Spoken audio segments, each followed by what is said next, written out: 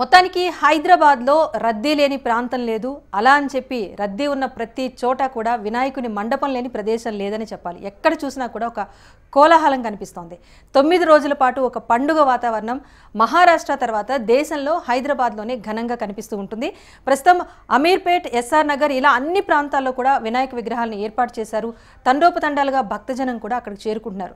ప్రస్తుతం ఎస్ఆర్ నగర్ నుంచి మా ప్రతినిధి రమేష్ సిద్ధంగా ఉన్నారు. అక్కడి కోలాహలం గురించి తెలియచేయడానికి. రమేష్ చెప్పండి, ప్రస్తుతం ఎస్ఆర్ నగర్లో ఎలా ఉంది? అక్కడ మండపాలను ఎలా ఏర్పాటు చేశారు? భక్తుల రద్దీ ఎలా ఉంది? ఏమంటున్నారు భక్తులంతా? ఎస్ రాజేశ్వరి, నగరంలో వినాయకుని సంబరాలు అయితే ఘనంగా కొనసాగుతున్నాయి. నగరంలో వాడవాడల వినాయకుని మండపాలు ఏర్పాటు చేశారు. దీంతో భక్తులైతే అనునిత్యం వినాయకుని అయితే పూజించడం జరుగుతుంది. ఇప్పుడు మన ప్రస్తుతం ఎస్ఆర్ నగర్లో ఉన్నాము. ప్రస్తుతం ఇక్కడ మండపం చూసుకోవచ్చు. సినిమా సెట్కు ఏ విధంగా తీసిపోకుండా ఏర్పాటు చేశారు. ప్రతి స్తంభానికి ఒక అరటి చెట్టును అయితే ఏర్పాటు చేయడం జరిగింది. అదేవిధంగా పైనుంచి దీపాలు గిటంగా ఏర్పాటు చేశారు. ఓవైపు సభ్యులు కూడా ఈ ప్రతిరోజు పూజ చేస్తూ వినాయకుని అయితే దర్శించుకోవడం జరుగుతుంది. అదేవిధంగా ఈ ఎన్నో సంవత్సరాల నుంచి ఇక్కడ వినాయకుని ఏర్పాటు చేస్తున్నాము, మాకు మంచి కలుగుతుంది అంటూ ఇక్కడ ఉన్న సభ్యులు అయితే చెప్తున్నారు. వినాయకుని అయితే మంచి భక్తి శ్రద్ధలతో పూజిస్తున్నామంటూ వినాయకుని మండపం కూడా మనం చూసుకోవచ్చు ఎంత అద్భుతంగా ఏర్పాటు చేశారో. అదేవిధంగా వినాయకుని ఏ విధంగా అలంకరించారనేది కూడా మనం చూసుకోవచ్చు. ప్రస్తుతం మనతోటి చాలామంది అయితే ఇక్కడ ఉన్న సభ్యులు అయితే ఉన్నారు. వారితో మాట్లాడించే ప్రయత్నం అయితే చేద్దాము. ఇక్కడ మనం వినాయకుని దగ్గర చూసుకోవచ్చు చాలామంది ఇక్కడైతే ఉన్నారు. बार बोलो गणेश महाराज की जय, बार बोलो लंबे सिर वाले की जय, बार बोलो गणेश महाराज की जय। సార్ చెప్పండి, మీరు ఎప్పటి నుంచి ఇక్కడ వినాయకుని ఏర్పాటు చేస్తున్నారు? శ్రీ వీరాన్మల్ నవైక సేవాదళం ఆధ్వర్యంలో మా పెద్దలైనటువంటి చాలామంది దిగ్వంతులైన వాళ్ళందరూ పెట్టిన సుమారు 60 సంవత్సరాల నుండి వినాయక శ్రీ నవరాత్రి ఉత్సవాల కార్యక్రమం వినాయక శ్రీ వీరాన్మల్ నవైక సేవాదళం చేయడం జరుగుతుంది. ప్రతి సంవత్సరం ఇక్కడ వినాయక చవితి నవరాత్రి ఉత్సవాలను పార్టీలకు అతీతంగా అందరం కూడా ఏకతాటిపై ఉండి ఈ బల్కంపేట సంక్షేమ సంఘం ద్వారా ఇక్కడ వినాయక చవితి ఉత్సవాలు చేస్తూ ఉంటాము. గతంలో కూడా మేము చేసినటువంటి ఉత్సవాలకైతే నగరంలో గతంలో ఏకే ఖాన్గా డీసీపీగా ఉన్న టైంలో మాకు ఇక్కడ థమ్సప్ మెగా మండపంలో మా బల్కంపేట మండపం సెలెక్ట్ అయ్యడం జరిగింది. కృష్ణారావు గారు కమిషనర్ గారు ఏకే ఖాన్ గారు ఇక్కడికి వచ్చి దర్శనం చేసుకున్నారు. ఆ తర్వాత మాకు ఇక్కడ వచ్చినటువంటి మెగా మండపం ద్వారా హైదరాబాద్ సిటీలో ఏరోప్లేన్లో ఊరేగింపు చేసే కార్యక్రమంలో మాకు అవకాశం వచ్చింది. ఇక్కడ ముఖ్యంగా దిగువంత మా రవీందర్ గౌడ్ అని అడ్వైజర్ ఉండే, ఆయనకు అవకాశం కల్పించి ఇక్కడ ఏరోప్లేన్ తిరగడం జరిగింది. ఈ విధంగా ప్రతి రాత్రి వినాయక నవరాత్రి ప్రతి సంవత్సరం అత్యంత వైభవంగా చేయడం జరుగుతుంది. ఇప్పుడు ఈ సంవత్సరం ముఖ్యంగా చెప్పడం ఏంటంటే వినాయక 7వ తేదీ నుండి మొదలైనవి. 7వ తేదీ నియమితులయ్యి ప్రతిరోజు సాయంత్రం 7 గంటల పూజా కార్యక్రమాలు జరుగుతాయి. తర్వాత స్వామివారి తీర్థప్రసాద్ వితరణ చేయడం జరుగుతుంది. తదనంతరం ఈరోజు ఏదైతే కార్యక్రమం తీసుకున్న కార్యక్రమం ప్రతిరోజు కూడా గణేష్ మండపంలో పూజలు జరుగుతూ ఉంటుంది. ఈ రోజు నుండి అతి ఘనంగా జరిగినటువంటి వివిధ పార్టీల రాజకీయ నాయకులు కూడా ఇక్కడికి మాజీ మంత్రి శ్రీనివాస్ యాదవ్, కిషన్ రెడ్డి గారు వివిధ పార్టీలకు అతీతంగా ఇక్కడ అందరినీ ఆహ్వానించడం జరుగుతుంది. పార్టీలకు అతీతంగా అందరం వెళ్ళి ఎవరి పార్టీ ఉన్న వాళ్ళని ఆహ్వానిస్తే ఎవరున్నా లేకుండా ఇక్కడికి వచ్చిన వారికి మా వినాయక మండపంలో అతిథి మర్యాద చేసి స్వామివారి తీర్థప్రసాదాలు ఇవ్వడం జరుగుతుంది. ఈ విధంగా మా పెద్దలు చెప్పినటువంటి కార్యక్రమం ద్వారా ఇప్పుడున్న మేమంతా కూడా వాళ్ళ అడుగుజాలలో నడుస్తూ ఈ వినాయక నవరాత్రి ఉత్సవాలు అత్యంత వైభవంగా జరుపుతాము. 7వ తేదీ మొదలైనటువంటి ఇవి నవరాత్రి ఉత్సవాలు ఏవైతే రేపు గురువారం రోజు మధ్యాహ్నం 12 గంటలకు సుమారు 10 గంటలకు సత్యనారాయణ కార్యక్రమం జరుగుతుంది. సత్యనారాయణ కార్యక్రమం తర్వాత మధ్యాహ్నం 12 గంటలకు స్వామివారి అన్నదాన కార్యక్రమం సుమారు 2 నుండి 3 వేల మంది వరకు ఇక్కడ అన్నదాన కార్యక్రమం జరుగుతుంది. ఈ అన్నదాన కార్యక్రమాలకు ఇక్కడ వచ్చినటువంటి మా పక్కనే ఇక్కడ వినాయక మండపం పక్కన సాయిబాబా ఆంజనేయ స్వామి సంతోషమాత శివాలయం ఉంది కాబట్టి ఇక్కడికి వచ్చినటువంటి భక్తులు కూడా ఇక్కడ ఏదో డొనేషన్ రూపాయన ఇక్కడ ఇచ్చినటువంటి దాతల సహకారం అందరు తీసుకొని ఈ నవరాత్రి ఉత్సవాలు అన్నదాన కార్యక్రమం బ్రహ్మాండంగా జరుగుతుంది. అన్నదాన కార్యక్రమం సుమారు ఇక్కడ ప్రతి సంవత్సరం లడ్డు వేలం జరుగుతూ ఉన్నది. గత 5-6 సంవత్సరాల నుండి ఈ లడ్డు వేలం గతంలో 2,69,000 తీసుకోవడం తీసుకున్నారు. ఇక్కడ ఏదైతే ఈ వినాయకనాథ ప్రదేశంలో లడ్డు విషయంలో అందరికీ మంచి జరిగిందని భావించి ప్రతి సంవత్సరం పోటాపోటీగా వేలంపాటల్లో పాల్గొని ఈ లడ్డూను దక్కించుకోవడం జరుగుతుంది.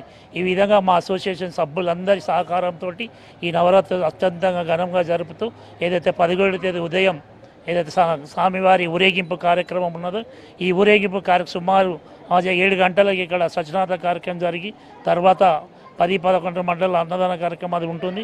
లడ్డు వేలం సుమారు 2 గంటల మధ్యలో లడ్డు వేలం కార్యక్రమం జరుగుతుంది. లడ్డు వేలం అనంతరం ఇక్కడ అత్యంత వేగంగా బల్కంపేట పురల వింద ఇక్కడ నుండి బయలుదేరి ఎస్ఆర్ నగర్ బల్కంపేట నుండి బయలుదేరి ఎస్ఆర్ నగర్ అమీర్పేట పంచగుట్ట ఖైరతాబాద్ వినాయక సాగరం వైపు అత్యంత వేగంగా డప్పు వేల మల్లెలతో ఈ ఊరేగింపు వరకు తీసుకోవడం వెళ్ళడం జరుగుతుంది. వినాయక నవరాత్రి ఉత్సవాలు ఆ విధంగా చేసుకోవడం జరుగుతుంది. అంటే ఎన్ని సంవత్సరాల నుంచి మీరు ఇక్కడ వినాయకుని ఏర్పాటు చేస్తున్నారు? సుమారు 60-65 సంవత్సరాలు. మాకు 50 సంవత్సరాల పైన నుంచి మాకంటే 20-30 సంవత్సరాల ముందు పెట్టిన పెద్దలు ఉన్నారు కాబట్టి బల్కంపేట గ్రామంలో చిన్న ఇక్కడ పెట్టేసి అప్పుడు వినాయక సాగరం ఊరేగింపు లేదు. ఇక్కడే మా బల్కంపేట ఎల్లమ్మ టెంపుల్ పక్కన బావి ఉంటుండే ఆ బావి లోపలనే ఊరేగింపు చేయడం జరుగుతుంది. దినదిన అభివృద్ధి చెందుతూ 1982లో మాజీ ముఖ్యమంత్రి వాళ్ళు శ్రీ టంగుటూరి అంజయ్య గారి ఏదైతే అన్నాడో సామూహిక గణేష్ నిమజ్జనం చేయాలి ఆయన తలంపుతోటి భాగ్యనగర్ గణేష్ ఉత్సవ సమితి మరి విశ్వేంద్ర అందరి ఆధ్వర్యంలో ఇక్కడ సామూహికంగా వినాయక సాగరం వైపు ఊరేగించాలనే ఉద్దేశంతో ఎప్పుడైతే నిర్ణయించాం అప్పటి నుండి మేము కూడా ఇక్కడ నుండి వినాయక సాగరం వైపు ఊరేగింపు తీసుకొని వెళ్ళడం జరుగుతుంది. భక్తులు రోజుకి ఎంతమంది పాల్గొంటారు? సుమారు ఇప్పుడు భక్తులను అంచనా వేయడం కష్టం. ఎందుకంటే ఉదయం 7 ఇక్కడ పక్కనే ఆలయాలు ఉన్నాయి కాబట్టి ఈ ఆలయాలకు వచ్చిన భక్తి ఎల్లమ్మ టెంపుల్ మాకు పేరు మోసిన బల్కంపేట హైదరాబాద్ పేరు మోసినట్టు అమ్మవారు ఇక్కడ ఉన్నారు కాబట్టి అమ్మవారి దగ్గరికి వచ్చిన భక్తులందరూ కూడా మరి ఇక్కడ వినాయక స్వామి ఇక్కడ బాగా బ్రహ్మాండమైన ఏర్పాట్లు ఉన్నాయని చెప్పి ఈ వినాయకుడిని కూడా సుమారు 1000-2000 మంది దర్శన భాగం చేసుకోవడం జరుగుతున్నారు ప్రతిరోజు.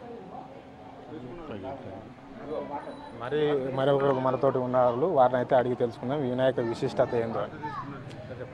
బల్కంపేట స్థానికుడిని కొత్తపల్లి రాజు గౌడ్, వీర హనుమాన్ నవిక సేవాదళం, బల్కంపేట వీర హనుమాన్ సేవాదళం. ఇక్కడ గత సంవత్సరాల నుండి ఇక్కడ మా వినాయకుడు ఇక్కడ మాకు ఏంటంటే వినాయకుడికి మాకు ఇప్పుడు 55 సంవత్సరాలు. మా తాతలు ముత్తాతల నుండి ఇక్కడ హనుమాన్ టెంపుల్లో చిన్నగా హనుమంతుని పెట్టి ఒక బండి పైన ఊరేగింపు తీసి బస్తీలో గల్లీకి ఒక చిన్న బండి పైన ఊరేగింపు తీసేవాళ్ళు. వేషాలు వేసుకొని హనుమంతుని వేషం వేసి తీసేవాళ్ళు. అదే వాళ్ళు మాకు నేర్పిన అదే ఇప్పుడు వినాయకుని పేరు మీద మేము గత 40-55 సంవత్సరాల నుండి ఇక్కడ రోడ్డు పైన పెట్టి మేము మండపంలో పెట్టి ఇక్కడ ఆర్కెస్ట్రాలు ఉంటుండే. ఆర్కెస్ట్రాలు మన డిస్కో అని ఫిలిమ్స్ అని పాత భూకైలా సినిమా అలాంటివి చూసుకుంటూ మేము చిన్న పిల్లలం ఉండి మాకు ప్లేస్ కావాలని చెప్పేసి ఒక చిన్నగా తట్టేసుకొని కూర్చునే వాళ్ళం రోడ్ల పైన. అదేవిధంగా మేము ఇప్పుడు ఈ విధంగా చేసుకుంటూ వచ్చాము. మా బల్కంపేట వెల్ఫేర్ అసోసియేషన్ తరఫున ప్రతి పార్టీ వాళ్ళని కలిసి అందరం ఒక అన్నదమ్ముల్లా కలిసిమెలిసి ఉండి మేము చాలా బ్రహ్మాండంగా చేసుకుంటాము. ఏ కార్యక్రమం కానీ ఊరేగింపు కానీ వేలంపాట లడ్డు కానీ అన్నీ మేము కలిసిమెలిసి చేసుకుంటాము. మీరు చెప్పండి. సరే మరపాటు ఇంకో వ్యక్తి ఉన్నాడు, ఆయన అడిగితే తెలుసుకుందాము. చెప్పండి మీరు ఏ విధంగా ఈ ఉత్సవాలు అయితే జరుపుకుంటారు? మీరు ఇక్కడ అందరం కలిసి చేస్తుంటాం. పార్టీలే అతీతంగా, పార్టీలే కాకుండా గణపతి ఉత్సవాలు రాగానే ఇక్కడ అందరం బస్తీ వాసులం కాబట్టి డొనేషన్లు అందరి ఆవరణంలో డొనేషన్స్ వస్తాయి. అవన్నీ తీసుకొని మేము every year Vinayaka Chavithi celebration బాగా జరుపుతాం.